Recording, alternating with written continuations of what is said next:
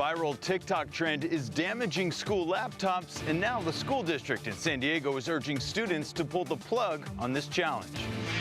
Suicide prevention nets are officially set to be installed on the Coronado Bridge. More on the timeline and the lives it could save. A home in Julian didn't work out, but now a state contractor says it may have located a new spot to place sexually violent predator Gary Snavely. It's been 30 years since an Army veteran stole a tank from this armory and went on a rampage throughout Kearny Mesa. We'll take a look back at the incredible video. The Winterfront Festival is taking over Seaport Village this weekend. We've got a live look at the music as it's just getting started. Forgotten for 60 years, how 3 generations from a family teamed up for a storybook ending. CBS 8 News Live at 6 starts right now. A dangerous social media trend is making its way into San Diego classrooms.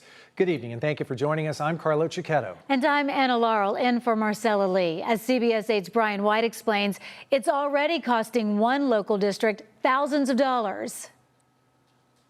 Yeah, this TikTok trend is being called the Chromebook Challenge, and it's led some students to intentionally damage their school-issued laptops, sometimes even causing fires. It's one of the, more recent trends that is getting a lot of traction. The challenge encourages students to insert objects like paper clips, scissors, or lead pencils into the USB ports of their laptops, causing sparks and smoke from the lithium batteries inside. It's a trend happening all over the country. This is video from a classroom in New Jersey. The 15-year-old student responsible was charged with arson and criminal mischief. In Connecticut, 3 teens are facing charges for taking part in this challenge. One of them was hospitalized because of it.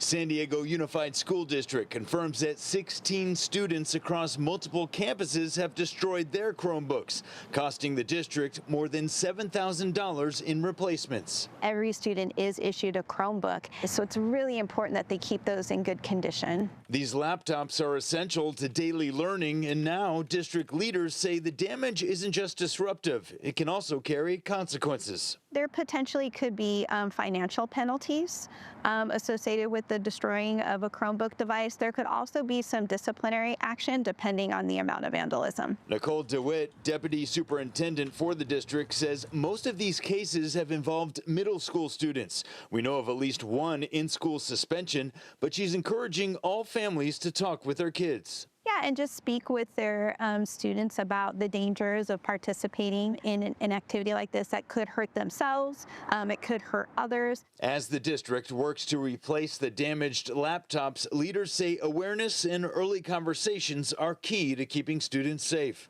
Brian White, CBS 8. Thank you, Brian. And right now, San Diego fire crews are keeping an eye on this fire that broke out a few miles east of the San Diego Zoo Safari Park. It was reported around 2:30 this afternoon on a hill behind the San Pasqual Academy. About 50 acres burned before crews were able to stop the spread. There were no evacuations, but at one point, students and staff at San Pasqual Academy were told to shelter in place. Right now, we're told no buildings are threatened, and fire crews do plan to be out there through tomorrow morning monitoring any hot spots. The cause of that fire, though, is still under investigation. After years of studies and design, safety nets are going up along the Coronado Bridge. As CBS 8's Jenny Day explains, they're meant to protect people from dying by suicide. Yeah, around 15 people jump from this bridge each and every year. So Caltrans says it is finally time to do all that we can to save lives. Now, these nets will stretch the entire 2-mile span of the bridge, set to cost the state $140 million and should be complete by 2028. It is devastating to hear that somebody would be at that point in their life to make that decision. The Escobar family was recently stopped on the bridge for hours, and just 1 week ago, a Patrick Henry High School student died. The family writing on GoFundMe, this is a painful reminder of how important it is to talk about mental health. It seemed as if somebody had abandoned their car and gotten out and gone over the bridge. Traumatic, of course, to the victim, witnesses, and the families they leave behind. Something Wayne Strickland says could have been prevented. If they would have put up a fence in the beginning, or a vertical cantilever net, they call it, then we wouldn't have had over 500 deaths. He's a former Coronado firefighter who responded to many of these calls. He now runs the Coronado Bridge Suicide Prevention Facebook group. I've seen a lot of death, and when you can try and prevent it, that's my goal. So now, after years of debate, Caltrans confirmed a contractor has been hired, and angled nets like these will be installed on both sides of the Coronado Bridge. I think that they might be something that would help and maybe minimize it. I think safety is of primary concern. Beside aesthetics or the way something may look. Some have expressed concerns about the fencing being an eyesore, but Caltrans says a lot has gone into the design to keep the bridge beautiful and save lives. The netting is set to extend 7 feet beyond the railing. It'll be see-through with wiring set to match the bridge. In 2019, 4-inch spikes were installed on the bridge rail, but sadly haven't worked. Coronado Council member Kelly Purvis tells me the nets will serve not only as a physical barrier, but a symbol of hope and compassion as it sends a message that help is available. I would love to see the actions of more prevention, like before it even gets to that point. The Coronado Bridge is the second most frequently used bridge for suicide in the U.S. San Francisco's Golden Gate Bridge is first and now uses this kind of fencing as a deterrent. Again, supporters say it is a commitment to mental health and public safety. And remember, the National Suicide Prevention Hotline number just recently changed. It is only 3 digits, 988, if you or someone you know needs help. Reporting from Coronado, Jenny Day, CBS 8. Thank you, Jenny. The city of San Diego could owe you money. Right now, there is nearly $1 million owed to about 800 people and businesses for refunds or vendor payments. We're told those refunds range from $1 to as much as $28,000. The deadline to submit your claim is June 16th. That's 1 month from today. After that, the city says any unclaimed money will be transferred into the general fund. San Diego's unemployment rate is dropping, according to new state data released today. It shows San Diego County's unemployment dropped to 4% last month. That's down from 4.2% in March. Our unemployment is lower than the state's average of 5% and just above the national rate of 3.9%. Private education and health services led all local employment gains. The manufacturing industry saw the biggest decline. A state contractor says it may have found a new home to place sexually violent predator Gary Snavely. CBS 8's Kelly Hezedal was at the court hearing today where she learned more about his potential placement.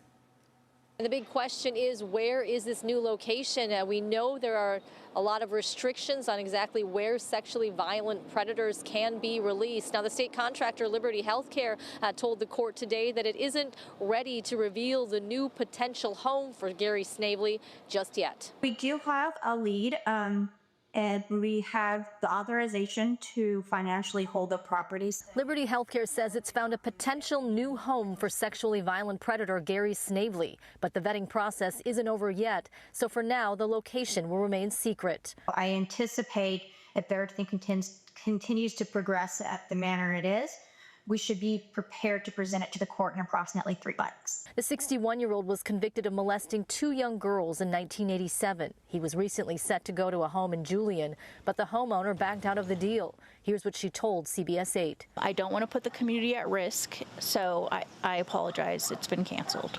In court today, his public defender, Shay Connolly, made it clear he's concerned. Snavely was granted a conditional release nearly 3 years ago. What I'm concerned about is that we're going to go through this process. We're going to wait 3 months, and then the House is finally going to get to the point where we're going to begin the public comment period and release the information about this property, and then it's going to fall through again, and we're going to be back at square one.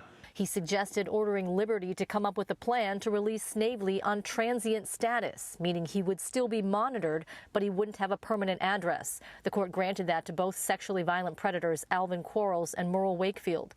Deputy District Attorney Carter Chan. It essentially is placement in the community without a fixed residence. How does that make any sense? Well, that's why the people, my office, we were opposed to that proposal, as is Liberty. They are fundamentally opposed. The judge also disagreed for now. I'm not prepared to order his transient release.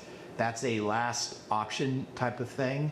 We're not there yet. And so a new court date has been set for August. I asked, will we learn this new location at that date? At this point, it's unclear. For now, Snavely remains at a state hospital. Kelly Hessedal, CBS 8. All right, Kelly, thank you. An alert for drivers. Tomorrow, all lanes of northbound State Route 163 near Balboa Park will be closed. You can see where it'll be closed in red right there on your screen. That closure lasts from 5 a.m. to 3 p.m. We're told Caltrans crews are picking up trash, trimming trees, removing overgrown brush, and repairing any damaged pavement. And another heads up for any drivers passing through the Kearney Mesa area. All lanes of eastbound State Route 52 between the 805 and the 163 will be closed all weekend. That's a big one. Caltrans workers will be doing road work in the area. It's highlighted right there on your screen. The closure starts tonight in less than 3 hours from now at 9 p.m. and will last until 5 o'clock Monday morning.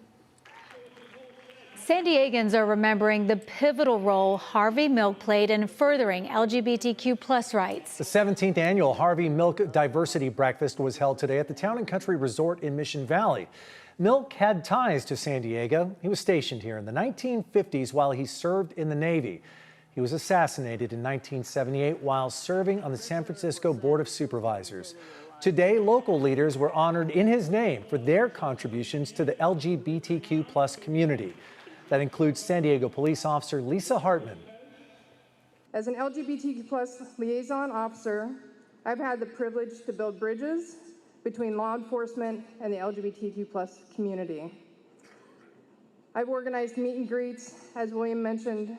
I helped design our patch and our challenge coin, and I secured the funding for that challenge coin because I feel it's important that we have those small tokens to let everyone know we stand with you.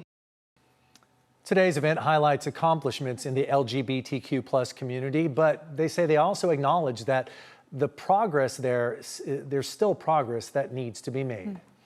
A limited offer for a special celebration. We've got those details still ahead. Plus, 30 years after an infamous tank rampage across Kearney Mesa, we're hearing from a man who was in the middle of the chaos.